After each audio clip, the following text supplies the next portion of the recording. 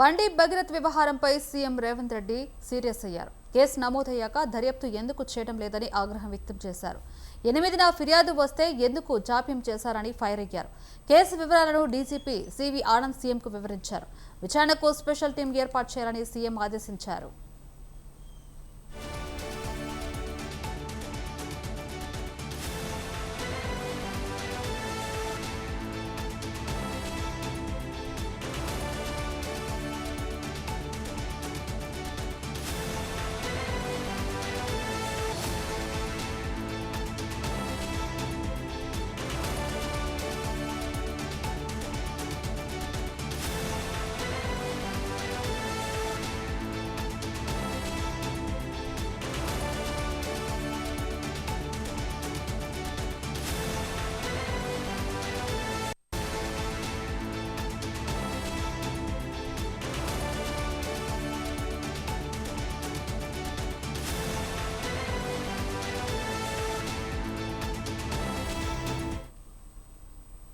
బండి భగీరథ్ వ్యవహారంపై CM Revanth Reddy serious అయ్యారు.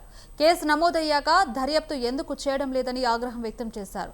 8న ఫిర్యాదుకు వస్తే ఎందుకు జాప్యం చేశారని ఫైర్ అయ్యారు. కేసు వివరాలను డీసీపీ సివి ఆనంద్ సీఎంకు వివరించారు. విచారణకు స్పెషల్ టీం ఏర్పాటు చేయాలని సీఎం ఆదేశించారు.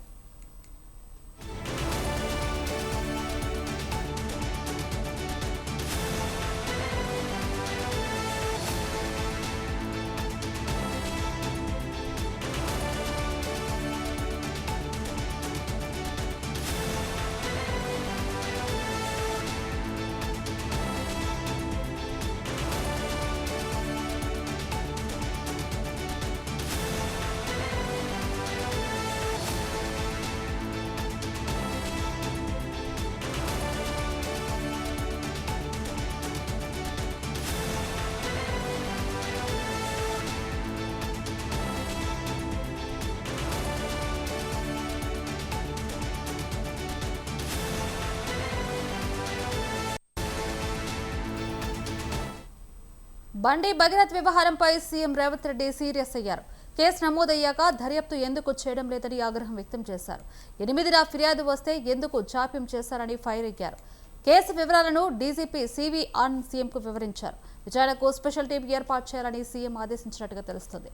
ఇక ఇదే అంశానికి సంబంధించి మరిన్ని అప్డేట్స్ ఫోన్ ద్వారా లిఖిత అందిస్తారు. లిఖిత చెప్పండి ఒకసారి ఇక్కడ లిఖిత లైవ్ లో అందిస్తారు.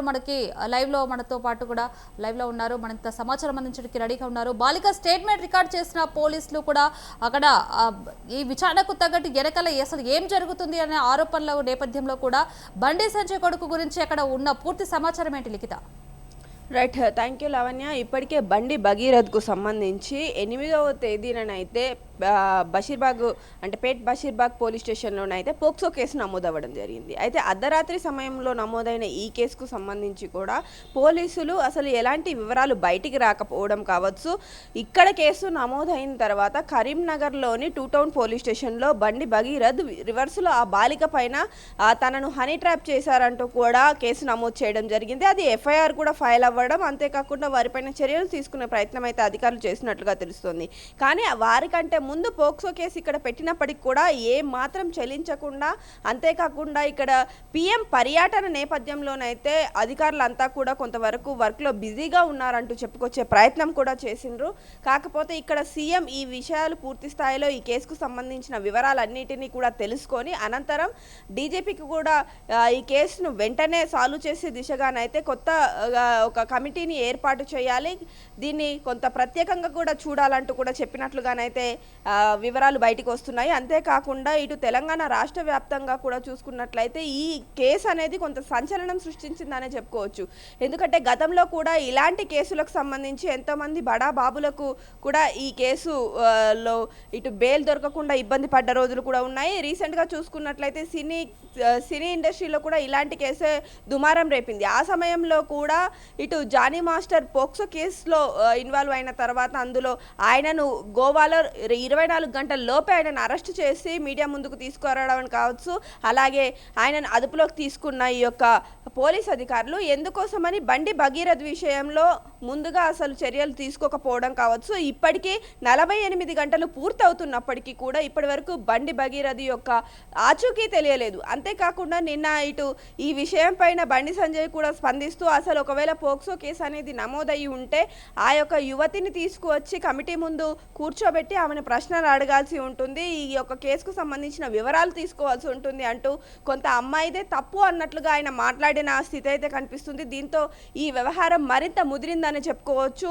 ఇటు ఇతర నాయకులు కూడా అంటే ప్రతిపక్షాలు కూడా దుమ్మెత్తి పోస్తున్నారు. వారు కూడా నిన్న ఈ యొక్క పేట్ బషీర్బాగ్ పోలీస్ స్టేషన్లో కొంతవరకు హడావిడి చేయడం కావచ్చు, ఈరోజు మహిళా కమిషన్కు కూడా వాళ్ళు కంప్లైంట్ చేసిన పరిస్థితులు అయితే నెలకొన్నాయి. అదేవిధంగా వెంటనే ఈ యొక్క కేసుకు సంబంధించి ప్రభుత్వం స్పందించాలి, స్పందించిన ప్రభుత్వం బాలికకు న్యాయం జరిగే విధంగానైతే చూడాలి. ఎందుకంటే గతంలో కూడా భగీరథ్ పైన కొన్ని కేసులు నమోదై ఉన్నాయి. అతను డ్రగ్స్ కేసులోను కావచ్చు, అదేవిధంగా ర్యాగింగ్ కేసులలో కూడా అతను నిందితుడిగా ఉన్నాడు. అతను గతంలో వారి యొక్క జూనియర్స్ని ఏదైతే కొట్టుతుండడం కావచ్చు, డ్రగ్స్ తీసుకుండడం కావచ్చు, పార్టీలకు పబ్లకు వెళ్ళిన సమయంలో ఆ ఫోటోలన్నీ బయటికి రావడం, అతను ఎవరినైతే బాధ పెడుతున్నాడో ఎవరినైతే కొడుతున్నాడో ఆ వీడియోలు కూడా సోషల్ మీడియా వేదికగా హల్చల్గా మారాయని చెప్పుకోవచ్చు. ఇన్ని కేసులు నమోదైన వ్యక్తి పైన ఎందుకు ఇంకా అధికారులు చర్య తీసుకోకుండా ఆగుతున్నారు అంటూ కూడా ఇటు మహిళా కమిషన్కు సంబంధించిన లేడీస్ కూడా చాలామంది ప్రశ్నిస్తున్న పరిస్థితి కనిపిస్తుంది. వెంటనే అతన్ని అదుపులోకి తీసుకోవాలి. ఇదే సామాన్యుడైతే